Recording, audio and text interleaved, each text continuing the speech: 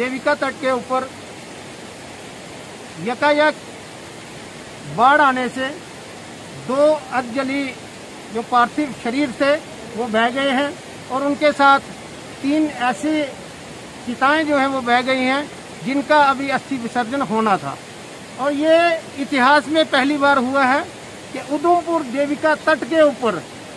अधजली लाशें जो हैं बिल्कुल 10 मिनट पहले ही उनको दाह दिया गया था, वो लाशें जो हैं बह गई हैं। आप देख रहे हैं कि अब वो लोग जिनके घर के वो लोग थे जिनका यहाँ पर अंतिम संस्कार किया गया था,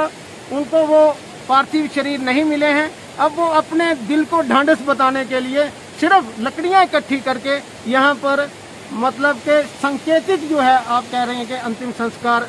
कर रहे हैं। ये बड़ी ही दुखद घटना है और इस दुख की घड़ी में हम सबकी संवेदनाएं जो हैं उन लोगों के साथ हैं जिनके घर के सदस्यों का पार्थिव शरीर अध जला ही बह गया है और इसके लिए प्रशासन जो है, सरकार जो है पूरी तरह से जिम्मेवार है।